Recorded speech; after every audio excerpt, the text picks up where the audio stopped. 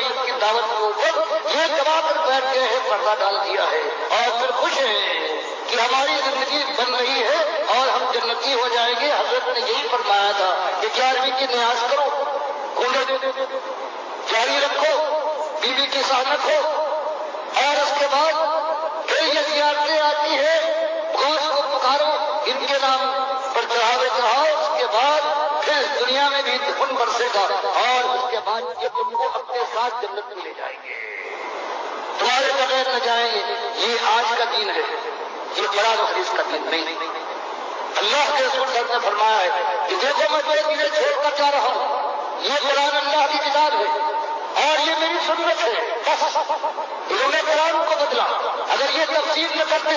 قرآن ہر جگہ توحید سے بھرا ہے، جن کی تفسیر نے اس میں شرک داخل کر دیا۔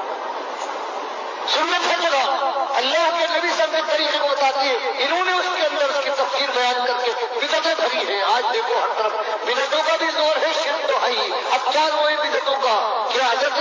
بلال حبشی نے جب اذان شروع کی، اللہ کے نبی صلی اللہ علیہ وسلم کے سامنے ان کے کانوں میں پڑنے والی آواز تو اللہ اکبر سے پہلے کبھی نہیں انہوں نے یہ دونوں سلام پڑھا۔ دوسرا کے موقع ہے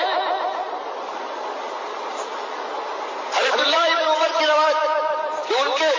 پاس ایک صاحب بیٹھے ہوئے تھے، ان کو چھینک آئی، انہوں نے کہا الحمدللہ والسلام علی رسول اللہ،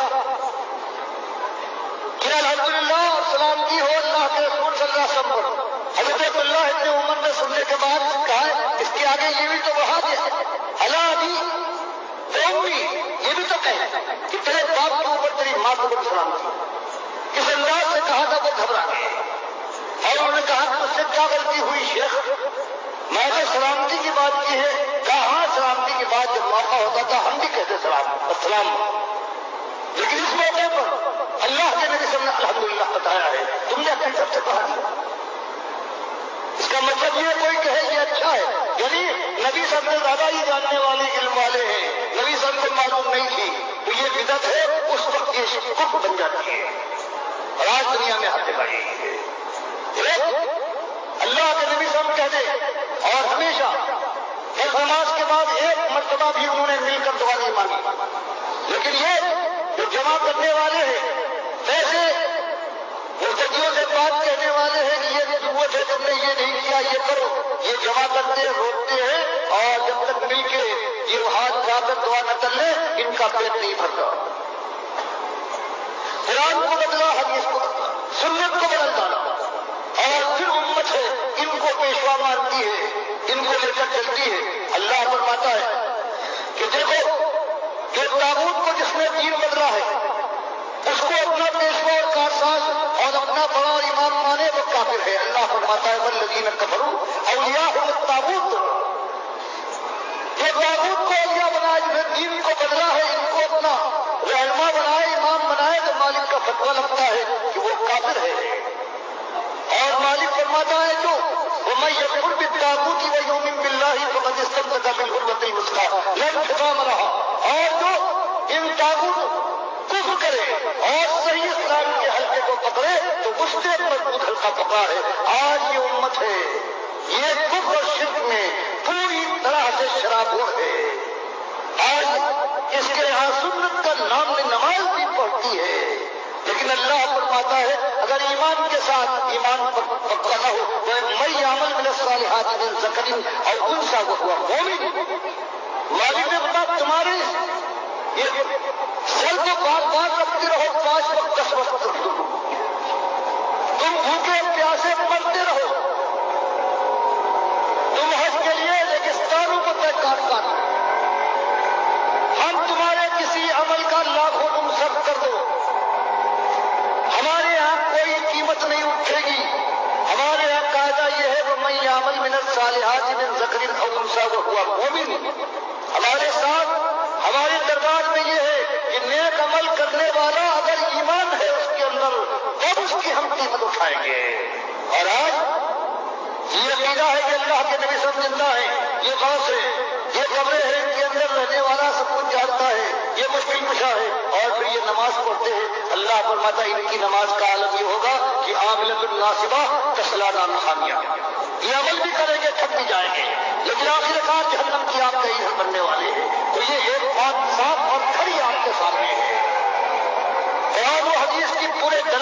ساتھ یہ آپ کی مرضی،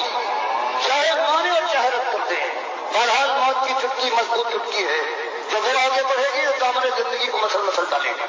اور اس کے بعد پھر اللہ کا دربار ہے، خالص ایمان پر قیمت اٹھے گی، یا تو آگ لگے گی ایسی آگ کی مالک فرماتا ہے کہ کلما نضجت جلودہم بدلناہم جلودا غیرہا لیذوقوا، ایک کھال جل جائے ہم نئی کھال سے بدل دیں گے تاکہ عذاب میں اصلا کمی نہ آئے۔ مالک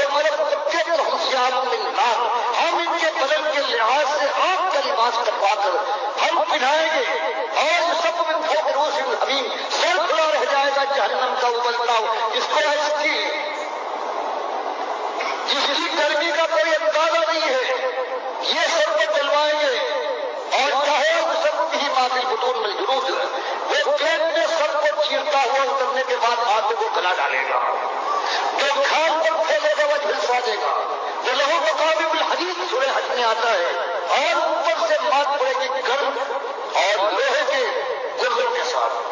تو یہ وہ ہے ایک ایمان کے ساتھ یہ ظلم کر کے اللہ کے نبی صلی اللہ علیہ وسلم کو اللہ کے ساتھ پکار کر یا رسول مدد کر کے مسجدوں میں یا اللہ یا محمد لکھ کر یہ جو آج دنیا میں یہ شرک کے بیوپاری ہیں، یہ پوری امت کو جہنم کی آگ کا ایندھن بنانا چاہتے ہیں، کاش اللہ ان کو توبہ کی توفیق دے، مالک اس امت کے اوپر رحم فرمائے۔ وہ ہوگا اللہ کے نبی صلی بخاری اور مسلم کی حدیث میں بیان فرماتے ہیں کہ ایک وقت قیامت سے پہلے آگے رہے گا کہ اس زمین کے اوپر صرف مومن زندہ ہوں گے، ایک کافر بھی نہیں ہوگا، اس لیے جزیہ ختم کر دیا جائے گا، سلیب ناپید ہوگی، خنزیر کا پتہ نہیں ہوگا، اور بخاری مسلم کی یہ دونوں کی حدیث ہے، مسلم میں ایک اضافہ ہے کہ 7 سال اس زمانے میں ایسے گزریں گے کہ سارے مومن ہوں گے اور دو مومنوں میں کوئی لڑائی، کوئی جھگڑا، کوئی حسد بات نہ پا سکے گا، اس کے بعد پھر شیطان کا وار ہوگا، پھر کفر شرک پھیلے گا، ایک وقت آئے گا کہ ہوا چلے گی مالک کی طرف سے، اور جو مومن ابھی تک ہے کافر مشرک نہیں ہوئے ہیں ان کو وہ کہیں بھی ہو جا کر چھولے گی اور وہ بچ جائے گی، اور جو کافر مشرک رہتے بچے ہیں یہ باقی ہوں گے، اللہ ان کے اوپر دنیا بے حساب بے انتہا نشاور کر ڈالے گا، اور یہ پھر گدھوں کی طرح سے ایک دوسرے پر مل پڑیں گے اور اپنی خرمستیوں میں یوں ہی مگن ہوں گے کہ پھر کا قصور، اور پھر قیامت کا پہلا زلزلہ ہے، سور میں پھونک مار دی جائے گی۔ تو یہ بات ہے اپنی جان کو بچاؤ اللہ کے بندو، ایک ایمان کے اوپر تو سارا کچھ ہے، اس دنیا کی سرفرازی اور کامرانی انتم الاعلون ان کنتم مومنین، اگر مومن ہو جائے دنیا میں سرفرند کامگار ہو کے اور ہمیشہ کی جنتیں تمہارے قدموں کو چوم چوم کر خوش ہوگی، اور وہ دن آنے والا ہے کہ موت یہی قیامت کی کوئی پہلی گھڑی شروع ہو جائے گی، اس سے پہلے انتظام کر لو، توبہ کرنے کے بعد ایک مرتبہ صرف دل سے ساری پرانی خطاؤں کی کفر سب سے پہلے، اس کے بعد جتنی اور کمیاں ہیں ان سے توبہ کر کے پھر ارادہ کر لو کہ اللہ مالک اپنے راستے پر چلے گئے، اب ان گمراہ کرنے والے پیروں اور مولویوں کی اور جو کتابیں انہوں نے پھیلا رکھی ہیں ہم ان کی بات نہ مانیں گے، تو پروردگار کا وعدہ ہے فَأُولَٰئِكَ يُبَدِّلُ اللَّهُ سَيِّئَاتِهِمْ حَسَنَاتٍ وَكَانَ اللَّهُ غَفُورًا رَحِيمًا، کہ ایسے لوگوں کے مالک ساری پرانی خطائیں چاہے وہ کفر شرک کی پہاڑوں کی ایسی غلطیاں ہوں، اللہ ان کو اسی کے مطابق اسی مقدار کی نیکیوں سے بدل دے گا، اس لیے کہ اللہ غفور رحیم ہے۔ اللہ کے بندو یہ ایک حقیقت ہے، قرآن حدیث کی میری بات نہیں، تمہارے مالک کی بات ہے جو اس نے اپنی کتاب اور اپنے آخری رسول صلی اللہ علیہ وسلم کے ذریعے سے بتائی ہے۔ صحابہ نے عمل کیا، اللہ نے وعدہ پورا کر دیا، ہم اور ہم سے پہلے جو صدیوں سے لوگ ہمارے بزرگ تھے وہ گزرتے رہے ہیں، جہنم کی آگ میں اترتے رہے ہیں، ان کو اتارنے والے یہی ہیں، یہی پیڑ مولوی جن کو امت پالتی ہے اپنے پیسے سے، اور پھر وہ سانپ کی طرح سے دودھ پیتے ہیں اور پڑھ کر وہی کاٹتے ہیں، یہ آج وہ لوگ ہیں، اللہ ان سے ہوشیار کرے۔ اقول قولی ھذا واستغفر اللہ۔ السلام علیکم ورحمۃ اللہ۔ یہ بہت ہی پیاری اور مخلص اور مجاہدانہ آواز ہے ڈاکٹر مسعود الدین عثمانی رحمۃ اللہ علیہ کی، اور جس انداز سے یہ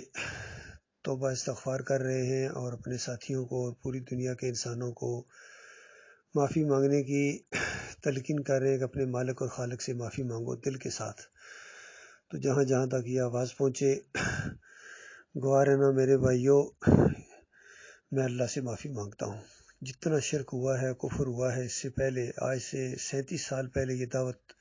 پہنچی تھی. اس وقت میں نے سچے دل کے ساتھ توبہ کی تھی، معافی مانگی تھی ہر شرک سے،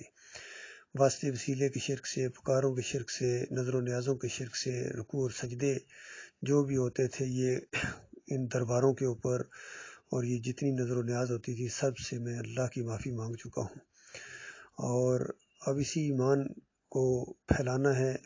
ڈاکٹر عثمانی رحمۃ اللہ علیہ 1986 میں دسمبر 1986 میں فوت ہو گئے، اور وہ اپنا کام کر کے چلے گئے ہیں.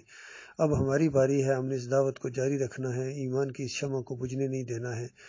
اور منظم طریقے سے یہ دعوت آگے بڑھتی جا رہی ہے. اور شیطان بھی ایکٹیو ہے، اس نے جماعت کے اوپر وقتاً فوقتاً وار کرنے کی کوشش کی ہے، اس راستے سے ہٹانے کی کوشش کی ہے. کچھ لوگ انفرادی طور پر ہٹتے بھی رہے ہیں، کیونکہ معاشرے کا پریشر، حکومت کا دباؤ جب آتا تھا، خود ان کے نفس کے اوپر پابندیاں لگتی تھیں، تو زیادہ دیر کچھ لوگ نہیں چل سکتے ہیں. اور خاص کر یہ مولوی ٹائپ لوگ تو بالکل نہیں ہمارے ساتھ چل سکتے ہیں، کیونکہ ان کے پیٹ کے اوپر لات پڑتی ہے اور یہ توحید کی دعوت نہیں پھیلا سکتے ہیں. جتنے بھی ہیں آج ان کے مدرسے یہ شرک کے اڈے ہیں، اور ان کے جتنے یہ سلسلے ہیں، وہ بریلوی ہوں، دیوبندی ہوں، اہل حدیث ہوں، سلفی ہوں، اور یہ حنبلی ہوں. یہاں گلف میں نے دیکھا سارے کے سارے اجرتی ہیں، یہ دیندار نہیں ہیں، یہ دکاندار ہیں. تو ان کے پیچھے نمازیں پڑھنے والا، ان کے اپنا امام ماننے والا، وہ ایمان سے بالکل خالی ہے، اس کا کوئی عمل اللہ کے ہاں قابل قبول نہیں ہے. یہ راستے میں، ایمان کے راستے میں روڑے ہیں. جب تک ان کی ہوا اکھیڑ نہ دی جائے اور ان کی بنیادوں کو کاٹ نہ دیا جائے، شرک اور کفر کے ساتھ جو ان کے تعلقات ہیں اور ان کے اکابرین، اور صدیوں کا یہ معاملہ ہے. اللہ کے بندو، یہ ایمان کی دعوت اٹھی ہے اللہ کے فضل و کرم سے. اور ایک مجاہد عالم دین جو آرمی افسر بھی ہیں، ایکس کیپٹن ہیں، ریٹائرڈ پاکستان آرمی سے، اور لکھنؤ کے پہلے رہنے والے تھے، اور یہاں آئے ہیں اور یہ توحید کی دعوت اس انداز سے دی ہے، اور بہت ہی خلوص کے ساتھ انہوں نے یہ دعوت دی ہے. تو یہ سارے مسلمانوں تک یہ پیغام ہے، چاہے انڈیا کے مسلمان ہوں، بنگلہ دیش کے ہوں، انڈونیشیا کے ہوں، پاکستان کے ہوں، یہ گلف کے ہوں، پوری دنیا کے مسلمانوں کو یہی ایک دعوت ہے. یہی سیدھا راستہ ہے، یہ سادہ دین ہے، سچا دین ہے، اور اس کو قبول کرو. ان مولویوں کو چھوڑو، ان پیروں کو چھوڑو، اور خاص کر ان سیاسی لوگوں کو بھی جو سیاسی انداز سے اسلام کا نام لیتے ہیں، کبھی مدینہ ریاست بنا دیں گے اور کبھی کہتے ہیں ہم کتاب کو نافذ کر دیں گے اور نظام مصطفیٰ لے کے آئیں گے.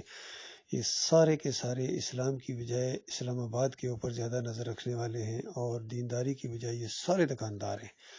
اور یہ جو کچھ فرقے بن گئے ہیں مومنوں کے اندر بھی، ان کو بھی وہ کے ناخن لینے چاہیے. اور جنہوں نے بغاوت کی ہے، جماعت سے نکلے ہیں، یہ جتنے بھی گروپ ہوں، 3-4 گروپ ہیں، یہ باغی گروپ ہیں، اور پھر باغیوں کے آگے مزید باغی کچھ گروپ ہیں، اور خاص کر محمد حنیف کا اور سعید احمد کا. سعید احمد کو اپنے انجام کو پہنچا، لیکن محمد حنیف کا جو گروپ ہے اس کے اندر 3 شرک آ گئے ہیں. سجدہ تعظیمی کا شرک، اور پھر کہتے ہیں اللہ تعالیٰ نے اپنی ایک صفت عیسیٰ علیہ السلام کو دے دی مجزانہ طور کے اوپر. یہ بہت بڑا شرک ہے. اللہ تعالیٰ اپنی صفتیں نہیں دیتا ہے، وہ اکیلا ہے. اللہ تعالیٰ غور و فکر کرنے کی توفیق عطا فرمائے. بہرحال جو مخلص مومن بچے تھے ایمان خالص کے اوپر قائم ہیں، دوبارہ منظم ہو گئے ہیں، اور محمد حنیف کی معزولی کے بعد کمال خان صاحب کو جماعت کا امیر بنا دیا گیا ہے. لاہور میں وہ مقیم ہے. اللہ کے بندو، اس سچ کا ساتھ دو، یہی حق ہے، اور یہ ہے سچوں کا ساتھ دینا، یہ ہے حق کے لیے کھڑا ہو جانا، یہ ہے حق کی حمایت میں زبان کھولنا، اور یہ تبلیغ ہی صحیح معنوں میں تبلیغ ہے، اور یہ ہے اللہ کے راستے میں جہاد، اور بہت بڑا جہاد ہے قرآن کے ذریعے. انشاءاللہ یہ معاملہ بڑھتا جائے گا، اور آخر میں کفر و شرک کے جنازے کے اوپر یہ معاملہ رکے گا. اور پھر پوری دنیا کے اندر جس طرح ڈاکٹر صاحب فرما رہے ہیں کہ 7 سال ایسے آئیں گے، کوئی ایک کافر مشرک نہیں ہوگا، نہ ہندو ہوگا، نہ سکھ ہوگا، نہ یہودی ہوگا، نہ عیسائی ہوگا، نہ دیوبندی ہوگا، نہ بریلوی ہوگا، نہ قادیانی ہوگا، نہ شیعہ ہوگا، نہ سلفی ہوگا، نہ اہل حدیث ہوں، صرف مسلم ہوں گے. پوری زمین کے اوپر یہ ایک وقت آنے والا ہے قیامت سے پہلے، اور پھر آہستہ آہستہ پھر شیطان کا وار ہوگا، پھر یہ شرک کا دور دورہ ہوگا، اور آخر میں پھر یہ وقت آ جائے گا کہ اس زمین کے اوپر ایک مسلم نہیں ہوگا، اور یہ خرمستیوں کے اندر مگن ہوں گے کہ سور میں پھونک مار دی جائے گی. یہ اینڈ ہے اس دنیا کا اللہ کے بندو. لیکن اس سے پہلے جو موقع ملا ہے اس سے فائدہ اٹھا لو. آپ کا ایک ایک لفظ لکھا جا رہا ہے، آپ کی نیتیں لکھی جا رہی ہیں، اور جو کچھ آپ اللہ کے راستے میں خرچ کرو گے، بیان کرو گے، اس کا بھرپور بدلہ اللہ تعالیٰ تمہیں دے گا، دنیا میں بھی اور آخرت میں بھی۔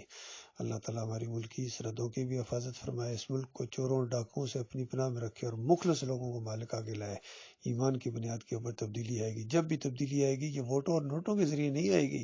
ایمان خالص کی دعوت کی وجہ سے آئے گی، ہجرت کی وجہ سے آئے گی، پھر قتال کی وجہ سے آئے گی۔ یہ ہے منصوبہ پورا، ہمیشہ ہر دور میں اسی طریقے سے ہوا ہے۔ اللہ تعالیٰ غور و فکر کرنے کی توفیق عطا فرمائے۔